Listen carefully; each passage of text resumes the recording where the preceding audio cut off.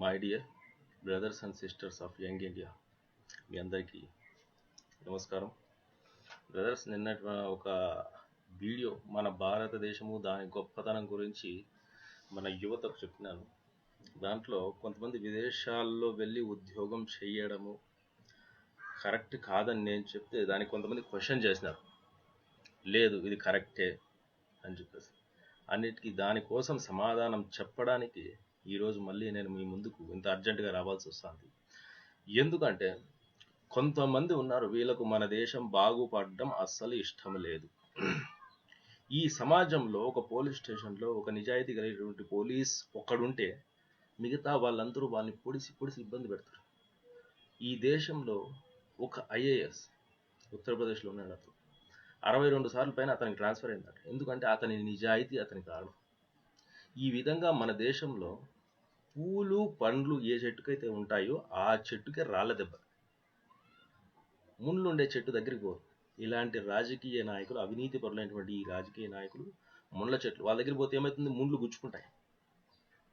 కాబట్టి ఎవడైతే మంచి చెయ్యాలని ఒక్కడు బయలుదేరతాడో వాడిని అనవసరంగా క్వశ్చన్ చేయడము, వాడిని ఇరికిచ్చడము, ఇరిటేట్ చేయడము, అది లేదు ఇది లేదు అది, నో ప్రాబ్లం. 1,000,000 మందికి ఒక్కొక్కరికి 1,000,000 సార్లు చొప్పున సమాధానం కూడా నేను ఇస్తాను. Because I am not intelligent. నీతి, న్యాయం, ధర్మం, సత్యం వెనుకుంటా నడుస్తాను కాబట్టి కాబట్టి బ్రదర్, ఇక్కడ వచ్చేసి వాళ్ళ ప్రశ్నకు మనం ఇక్కడ సమాధానం చెప్పాల్సినటువంటి అవసరం ఎంతైనా ఉంది.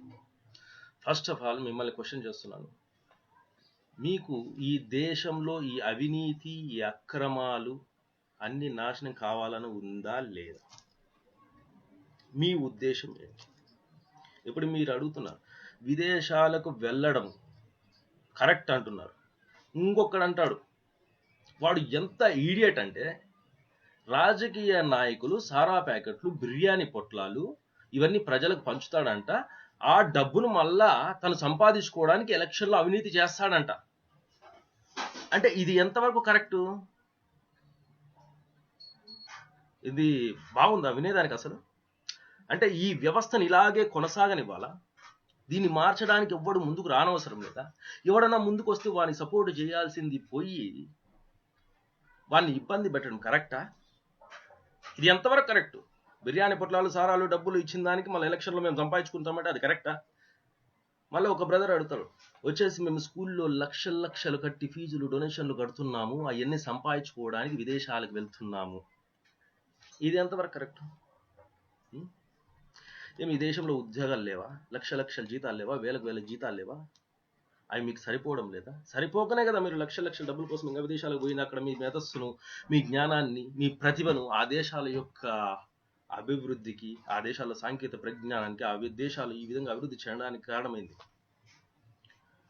బ్రదర్స్, ఒక్క విషయం చెప్పండి, నేను వాళ్ళకు వ్యతిరేకం కాదు. ఎవరైతే పొట్ట కూటి కోసం తల్లి, అక్క, చెల్లి వాళ్ళకి ఏదైనా రోగాలు ఉంటే వాళ్ళ కోసం చేసిన పంటలు అప్పులు తీరడానికి, బోరుబావులు ఫెయిల్ అయితే వాటి అప్పులు తీరడానికి, చెల్లి పెళ్లి కోసం, అక్క పెళ్లి కోసం, తమ్ముని చదువు కోసం ఎవరైతే విదేశాలకు, ఎడారి దేశాలకు ఎక్కడెక్కడ పోయి కూలీ నాలి చేసుకుని డ్రైవింగ్, గొర్రెలు కాడ ఉంటారే వాళ్లకు నేను వ్యతిరేకం కాదు బ్రదర్స్. వాళ్ళ కోసమే ఇదంతా.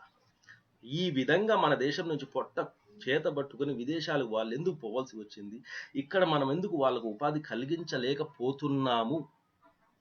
I am not opposite for that person. నేను వాళ్లకు వ్యతిరేకం. ఎవడికైతే ఇక్కడ ఉద్యోగం వచ్చి కూడా, మంచి జీతాలు వచ్చి కూడా ఇంకా నాకు డబ్బు కావాలి, లక్షలు సంపాదించాలా, బిల్డింగులు లేపాలి, కోట్లు సంపాదించాలని విదేశాలకు పోయి తమ పరిజ్ఞానాన్ని ఆ దేశాల అభివృద్ధి కోసం ఉపయోగిస్తున్నారు చూడండి, వాడికి నేను వ్యతిరేకం. నా మాటలకు నేను కట్టుబడి ఉన్నాను. నా మాటలను వక్రీకరించద్దు బ్రదర్స్. హంస మాదిరి కావాలి మనం యూత్ అంతా. హంస ఏం చేస్తుంది తెలుసా? పాలు నీళ్లు పోసి దాని ముందర పెడితే కేవలం పాలు మాత్రమే తీసుకుంటుంది, నీళ్లను వదిలేస్తుంది. That is the talent of hamsa. కాబట్టి ఆ హంస మాదిరి మనం కావాలి. ఒకడు చెప్పే విషయంలో మంచి ఏముంది, చెడు ఏముంది ఆలోచించి దాంట్లో నుంచి మనకు మంచిని తీసుకోవాలి. గులాబీ పువ్వు కింద ముళ్ళు ఉంటాయి, ముళ్ళు తీసుకుంటామా? పువ్వే కదా తీసుకుంటాము. అదే నేను ఇక్కడ చెప్తాను. ఒకవేళ నేను చెప్పిన దాంట్లో ఏదైనా తప్పు ఉంటే ఆ తప్పును బయట వదిలేయండి, మంచిని తీసుకోండి. హంస మాదిరి తయారు కావాలి బ్రదర్స్ మనము. ఇప్పుడు గాలిలో కూడా ఎన్నో రకాలైనటువంటి ఇది కార్బన్ డైఆక్సైడ్, నైట్రోజన్ ఇవన్నీ ఉంటాయి. మన శరీరం పీల్చుకుంటాం. ఏమవుతుంది? ఆక్సిజన్ మాత్రమే మన శరీరాన్ని గ్రహిస్తుంది, మంచిని. మిగతా కార్బన్ డైఆక్సైడ్ని బయట వదిలేస్తుంది. మన శరీరమే అట్లాంటి పని చేస్తా అంటే మనం ఎందుకు చేయకూడదు అని అంటాను నేను. కాబట్టి ఈడ యువతను తప్పుదారి పట్టించవద్దు కొంతమంది ప్రబుద్ధులు. మీరు ఏ పార్టీకి చెందినవారు ఐ నో. మీ పేర్ల వెనక ఆ టైటిల్స్ తీయండి first. This is not good. Title తీసి ముందరికి రాండి. This is youth party of India. ఇక్కడ బ్రదర్స్ చెప్తున్నాడు, ఒకడు అంటున్నాడు యు ఆర్ సో అగ్రెసివ్, చాలా ఓవర్గా మాట్లాడుతున్నాం. Yes, I'm youth, just 32 years old. ఆవేశం, కోపం, ఉద్రేకం ఈ దేశం కోసం. ఉడుకు రక్తం బ్రదర్స్, యువకుని నేను. ఆ మాత్రం దూకుడు ఉండాలా, ఆ మాత్రం కోపం ఉండాలా, ఆ మాత్రం ఉడుకు ఉండాలా. లేకపోతే ఏం పని చేయాలి? పెరుగన్నం తిని పప్పు ముద్దలు తినేసి గమ్మన పనుకునేదాన్ని కాదు యూత్ ఉండేది. ఇక్కడ ఉద్రేకము, కోపము, అది ఈ దేశం కోసం. అదే నేను ఇక్కడ చెప్పేది బ్రదర్స్, బాగా అర్థం చేసుకోండి. మీకు ఇక్కడ భారతీయ శాస్త్రవేత్తల గురించి చెప్పినాను నేను. అర్థం కాలేదనుకుంటా, ఇంకా వివరించి చెప్పమంటే చెప్తా. ఇంకా ముందుకు పోవాలా. ఇప్పుడు క్రీస్తు శకానికి వస్తే సరిపోలేదు. ఇక్కడ క్రీస్తు పూర్వానికి పోవాలి. క్రీస్తు పూర్వానికి పోతే శ్రీరామచంద్ర ప్రభు అన్న మాట కోసం, తన తండ్రి కోసము రాజ్యాలు వదులుకొని అడవులకు పోయినాడు. ఆయన భార్య ఆయన వెంట నడిచింది. లక్ష్మణుడు అన్న అడుగు జాడల్లో నడిచినాడు. వీళ్ళంతా రాజ్య త్యాగాలు చేసినారు మాటల కోసం. శ్రీరామచంద్రుడు ఎవరి వంశంలో పుట్టినాడు? సత్యవాక్ పరిపాలనాశూరుడు, సత్య హరిశ్చంద్రుడు, మహానుభావుడు. ఆయన వంశంలో ఎందుకు పుట్టినాడు? ఆయన ఇంకా గొప్పవాడు. ఏ విధంగా గొప్పవాడు? సత్యం కోసం తన రాజ్యాన్ని, బిడ్డలను, భార్యను అందరినీ వదులుకున్నాడు.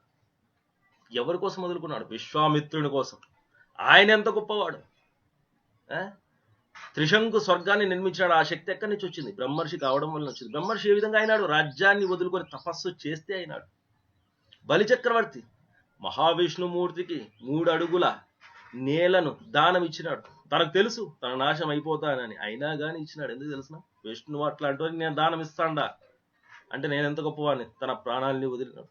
శివ చక్రవర్తి ఒక పావురాన్ని రక్షించడం కోసం ఒక డేగ నుంచి తన శరీరాన్ని ముక్కలు కండికలుగా తీసి తక్కల్లో వేసి అయ్యన్ని సరిపోకపోతే తాను సమర్పించుకొని అక్కడ పోయి కూర్చున్నాడు. తర్వాత భగవంతుడు ఆయనకు వరాలు ఇచ్చినాడు. అది వేరు విషయం. శివ చక్రవర్తి ఏకలవ్యుడు అర్జునుని కంటే ఎంత గొప్ప విలుకాడు ఆయన. 7 బాణాలతో కుక్క మూతిని కుట్టేసినాడు ఆయన. అలాంటి ఏకలవ్యుడు తన గురుదక్షిణగా తన విద్య మొత్తం బొటనవేలుని అడిగితే ఆ బొటనవేలును కోసి ఏమాత్రం ఆలోచించకుండా ఇచ్చేసి, వీళ్ళంతా త్యాగమూర్తులు. ఇప్పుడు మీరు చెప్పినట్టే డబ్బుల కోసం పాటుపడేడుగా ఉంటే స్వామి వివేకానందకి ఎంత డబ్బులు వచ్చేటాల? రవీంద్రనాథ్ ఠాగూర్ తన రచనలు ఎవరి కోసం చేసిండాల? సార్ సివి రామన్ తన పరిశోధనలు ఎవరి కోసం చేసిండాల? అబ్దుల్ కలాం తన పరిశోధనలు విదేశాల కోసం చేసి అమ్మేసిండాలి. ఇంకా మీరు చెప్పినట్టయితే అరే ఈ దేశంలో మీకు డబ్బులు వస్తాండాయి, జీతాలు వస్తాండాయి. ఈ కాదనుకుని లక్షల కోసం బయటకు పోయి అత్యాశ పనుల గురించి నేను ఇక్కడ మాట్లాడుతుంది. మీ పరిజ్ఞానాన్ని ఈ దేశం గురించి ఉపయోగించండి బ్రదర్స్. ఒక భక్తుడు అంటాడు భగవంతుని, భగవంతుడా, స్వామి పరమేశ్వరుడా, నాకు ఇంత జ్ఞానాన్ని ఇయ్యి, అంతకన్నా ఎక్కువ జ్ఞానం వద్దు. అతి సర్వత్ర వర్జయ్యేత్. అతిని అన్ని సమయాల్లో అన్ని విషయాల్లో వర్జించాలి. ఏది అతి అయినా వేస్ట్. అదే అంటుడు, నాకు అతి జ్ఞానం కూడా వద్దు. నాకు అతి జ్ఞానం వస్తే నేనేమంటే భగవంతుడా నువ్వు ఎక్కడ ఉండవని ప్రశ్నిస్తా. అట్లాంటి జ్ఞానం నాకు వద్దు భగవంతుడా అని చెప్పేసి ఒక భక్తుడు భగవంతుని అడుగుతాడు. ఇంకా ఎన్నో ఉదాహరణలు. ఈ విధంగా ప్రతి ఒక్కడు ధనమే సర్వస్వం, నోట్లే సర్వస్వం అని చెప్పేసి ఉన్నింటే మన శాస్త్రవేత్తలు, మన రాజులు ఈ విధంగా వీళ్ళ చరిత్రలో నిలిచిపోయింటారా? ఇంకొకటి చెప్తాయండి, major Dhyan Chand hockey player మీలో ఎంతమందికి తెలుసు? అతను ఒలింపిక్స్ ఆడేటప్పుడు హిట్లర్ తెలుసు కదా? తెలుసు, ఎందుకంటే వాడు విదేశీవాడు. మన ధ్యాన్ చంద్ తెలియదు. మన ధ్యాన్ చంద్ని హాకీ ప్లేయర్ని తన జర్మనీ టీంలోకి రమ్మన్నాడు. అతని ఆటను చూసి, నీకు మంచి ఉద్యోగం ఇస్తాం, డబ్బులు ఇస్తాం, మా దేశంలో ఉండేదని పెద్ద పెద్ద బిల్డింగ్లు ఇస్తామన్నాడు. ఓరా అన్నాడు. అంటే ఆయన డబ్బుల కోసం వెళ్ళిపోవాల్సిందేనా? చెప్పండి. ఈ విధంగా నేతాజీ సుభాష్ చంద్రబోస్ మొట్టమొదట ఐఏఎస్ ఉద్యోగాన్ని, ఫస్ట్ క్లాస్ మెజిస్ట్రేట్ ఉద్యోగాన్ని వదులుకున్నాడు, ఇండియన్ నేషనల్ ఆర్మీ స్థాపించాడు. వీళ్ళంతా స్వార్థపరులు, డబ్బుల కోసం పనిచేసింటే ఈ దేశ భవిష్యత్తు ఇంకా ఎంత హీనంగా ఉండేది. అదే నేను చెప్తాను బ్రదర్స్. మీకు ఒక చిన్న ఎగ్జాంపుల్ చెప్తా ఈరోజు. ఇప్పుడు మనము ఒకటి కావాలంటే ఒకటి వదులుకోవాలి. జీవితంలో ఏదైనా సాధించాలంటే మన నిద్రను వదులుకోవాలి. డబ్బే సర్వస్వం అనుకుంటే ఎన్నో వదులుకోవాల్సి వస్తుంది. డబ్బును వదులుకున్నప్పుడే మనం ఇది అనేది చేస్తాం. అంతెందుకు మీకు ఒక్క విషయం చెప్తాను. నేను నేషనల్ బాక్సింగ్ ఛాంపియన్. నేను టైక్వాండోలో black belt 3rd grade, kick boxing, yoga, international లెవెల్లో ఎన్నో మెడల్స్ వచ్చినాను. సింగపూర్ పోయినా, మలేషియా పోయినా, నేపాల్ పోయినా, ఎన్నెన్నో జగాల్లో మెడల్స్ కొట్టినా. ఒకసారి వెరిఫై చేసుకోండి. చిత్తూరు జిల్లా ఎర్రావారిపాలెం మండలం మాది. ఈలోల్లో చదివినాను. శ్రీకాళహస్తి, హైదరాబాదు, ఇలా రాష్ట్రంలో ఎన్నో టోర్నమెంట్లో ఎన్నో మెడల్స్ గెలిచిన. నాకుండే టాలెంట్కు బయట దేశాల నుంచి, దుబాయ్, కువైట్ ఇట్లాంటి అరబ్ దేశాల నుంచి ఆఫర్ వచ్చేది. నెలకు 20 లక్షల రూపాయలు ఇస్తామని చెప్పేసి మాకు అక్కడ నేర్పిస్తే, కోచింగ్ స్కూల్స్ పెడితే. నా జన్మభూమి ఎంత అందమైన దేశం. ఈ జన్మభూమి కోసం ఇక్కడనే ఐ విల్ ప్రూవ్ దట్. ఎవరికైనా ఎంక్వైరీ చేసుకోవాలనుకుంటే, ఎవరికైనా డీటెయిల్స్ కావాలంటే I will give all the details. Anybody can ask me and 09013477449. It is my number. Anybody anytime can call me, brother. మీకు ఇక్కడ ఇంకొక ముఖ్యమైన విషయం చెప్పాలా. మన దేశంలో జరిగినటువంటి స్కాముల గురించి, ఎన్ని స్కాములు జరిగినాయి ఇప్పటి వరకు. స్వతంత్రం వచ్చినప్పటి నుంచి జీప్ పర్చేస్ 1948లో జరిగింది, 46 లక్షలు. భూ ఫండ్స్ 1956లో 50 లక్షలు. తేజ లోన్స్ 1960 22 కోట్లు. Kuo oil deal 1976 2.2 crores. HGW commission 1987 20 crores. Bofors pay off 1987 65 crores. ST Kitts forgery 1989 9.45 crores. Airbus scandal 1990 2.5 crores. Security scam 1992 5,000 crores. Indian bank rip off 1992 1,300 crores. Sugar import 1994 650 crores. JMN bribes 1995 1.2 crores. INF pickle 1996 10 lakhs. Fooder scam 1996 950 crores. CRB scam 1997 1,000 crores. Stock market scam 2001 1,15,00,000 కోట్లు. Stamp paper scam 2003లో 30,000 కోట్లు. Scorpion submarine scam 2005 18,978 కోట్లు. ఆల్కాన్ tax default 2008 50,000 కోట్లు. The Satyam scam 2008 10,000 కోట్లు. ఇది మన రాష్ట్రంలో జరిగింది. 2G spectrum scam 2008. ఇది మన దేశంలో జరిగిన స్కామ్లన్నింటిలోనూ అతి పెద్దది, 1,76,000 కోట్లు. రైస్ ఎక్స్పోర్ట్ స్కామ్ 2009 2,500 కోట్లు. ఒరిస్సా మైన్ స్కామ్ 2009 7,000 కోట్లు. కామన్వెల్త్ గేమ్ స్కామ్ 2010 40,000 కోట్లు. Illegal money in Swiss banks 2008 వరకు ఉన్నటువంటి లెక్కల ప్రకారము 71 లక్షల కోట్లు. ఈ విధంగా వచ్చేసి ఇప్పటి వరకు స్కాములు జరిగినటువంటి ఈ మొత్తాన్ని గన పరిశీలిస్తే ఎంత స్కాములు జరిగిందేనని 91 కోట్లు. ఇది కౌంటింగ్ కూడా అందడం లేదు బ్రదర్స్. ఎంత డబ్బు అంటే 1, 10, 100, 1000, 10,000, 1 లక్ష, 10 లక్షలు, 1 కోటి, 10 కోట్లు, 100 కోట్లు, 1000 కోట్లు, 10,000 కోట్లు, 1,00,000 కోట్లు, 10 లక్షల కోట్లు, కోటి కోట్లు. దాని తర్వాత నేను ఐ కెనాట్ కౌంట్ ఇట్. దీన్ని ఇంగ్లీష్లో ఏమంటే $20.23 trillion.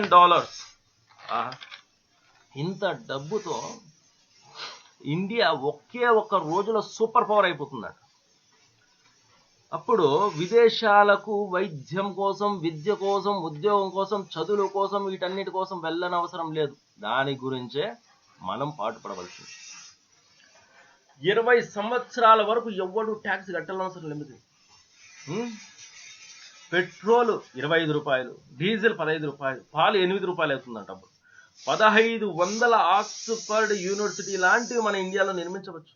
2,000 super speciality hospitals with free medicine, free ట్రీట్మెంట్తో కట్టచ్చు. 95 కోట్ల మందికి సొంత ఇండ్లు కట్టుకోవచ్చునంట బ్రదర్. ఉమ్, చూడండి, ఈ విధమైనటువంటి స్కాములు జరిగి ఇదంతా ఎవరి డబ్బు? మన డబ్బు. కాబట్టి బ్రదర్, ప్రతి ఒక్కరూ ఇక్కడ బాగా ఆలోచించండి. నా మాటలను వక్రీకరించవద్దు. నా మాటలో ఉన్నటువంటి మంచిని తీసుకోండి. ఏదైనా తప్పుగా ఉంటే సజెస్ట్ చేయండి. యువతకు ఉద్రేకం ఉండాలా, ఆవేశం ఉండాలా, కోపం ఉండాలా. ఆ కోపము, ఉద్రేకము, ఆవేశం ఈ దేశం కోసం ఉపయోగపడాలి. మీ ఆలోచనలు, ఐడియాలు, ఆ క్వశ్చన్లు ఈ దేశం కోసం ఉపయోగించండి. చూసినారు కదా ఎంత డబ్బు, ఎవరి డబ్బు ఇదంతా? ఇప్పుడు మీరు విదేశాలకు పరిగెత్తుకొని పోయి అక్కడ ఉద్యోగాలు, వైద్యము, లేకపోతే అక్కడ జీతాల కోసం పనిచేయాల్సిన అవసరం లేదు ఇదంతా. కాబట్టి మనం చేయాల్సిన పని ఏంటంటే మన దేశాన్ని సింగపూర్ చేసుకుందాం, మన దేశాన్ని బ్రిటన్ చేసుకుందాం, మన దేశాన్ని అమెరికా చేసుకుందాం, మన దేశం ఆస్ట్రేలియా చేసుకుందాం. మన దేశాన్ని చూసి ఏమంటున్నారు తెలుసా? విదేశాల్లో ఉన్నటువంటి మీ అందరికి చెప్తున్నాను, డర్టీ ఇండియన్స్, చంపుతున్నారు మన వాళ్ళను, కొడుతున్నారు, విలువ ఉండదు ఇండియన్స్ అంటే. ఇది నిజము కాదు మీకు అందరికీ తెలుసు, ఎన్నో స్కాన్లు జరిగినాయి. కాబట్టి బ్రదర్స్, మీ అందరికీ దయచేసి please come and join with us. యువత తలుచుకుంటే ఏమి చేస్తుందో ఈ ప్రపంచం మొత్తానికి మనం నిరూపిద్దాం.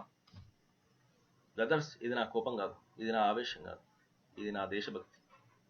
కాబట్టి బ్రదర్స్, మీరందరూ కూడా దేశభక్తిని పెంపొందించుకొని ఈ దేశం కోసం తరలి వచ్చి నాతో చెయ్యి కలుపుతారని ఆశిస్తూ, జై